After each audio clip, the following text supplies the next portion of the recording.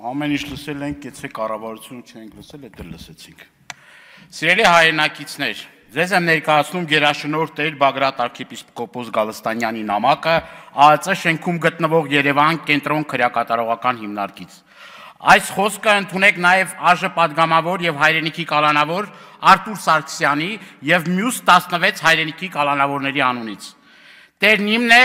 լույսը եւ կյանքը, ես ումից վախենամ։ Տերն իմն է, կյանքի ապավենը, ես ումից դողամ։ Այս աղոթքը ողջ կյանքում ուղեկցել է ինձ, ինչպես այսօր ուրացողների եւ հայրենավաճառների խմբակի դիմաց կանգնած, ովքեր կարողացել են իմ եւ իմ հայրենիքի կենսագրությունը եւ պատիվը գողանալ։ Իսկ իրենց եւ իրենց ցենունդների ճակատին անջնջելի կերպով դրոշմելու է աղվեսադրոշմի խարանը։ Ինչպես ումից եւ ինչու վախենալ։ Այն կենսագիրներից, ում ձեռքը թաթախված է արյամբ, հայրենիքի եւ հաղթանակ ուրացող, ովքեր իրենց փողի եւ փորի համար փորձում են ահաբեկել եւ վախեցնել։ Մենք նախընտրել ենք մեր հայրենիքի եւ եղբայրների հետ կալանքը եւ նույնիսկ մահը քանուրացողների հետ բաժին ունենալը, որի համար ուխտել եմ, որ չեմ մոռանալու հանուն քեզ Հայաստան եւ չեմ ուրանալու հանուն քեզ Արցախ։ Հիմա անդրադառնում եմ այն հանգամանքին, որ այս 3 ամսվա ընթացքում 2 անգամ հրապարակային հարցում եմ ուղարկել գլխավոր դատախազին, քննչական կոմիտեի խեղճ ղեկավարին, որոնք մնացել են անպատասխան։ Այժմ այս ամբիոնից, որտեղից հնչել են մեր հասցեին զրպարտություններ, նույն հարցադիմումն եմ ուղում։ Ինչն է վերաբերվում 2 հոգու գյուլելու եւ 15 հոգու բանտ դնելու ձեր այդքան սիրված պատմությունը։ Երկրորդ, ով կամ ովքեր են ավտոբուս վառելու,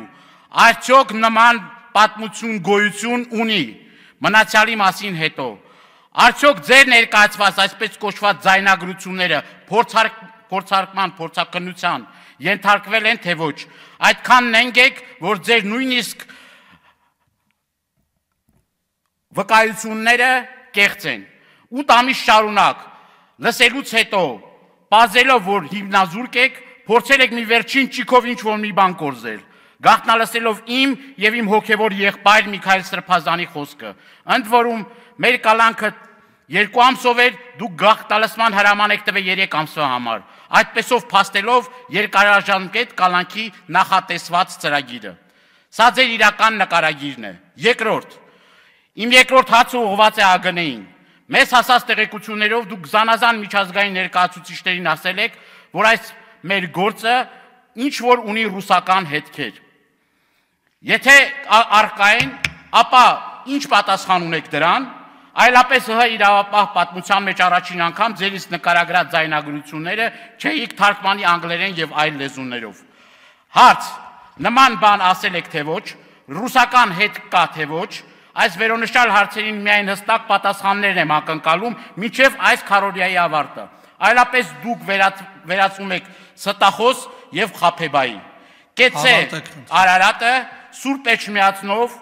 Արցախով եւ մեր նահատակներով սրբագրված հավերժական Հայաստանը։ Հայրենիքի կալանավոր Բագրատ arczepiskopos Գալստանյան։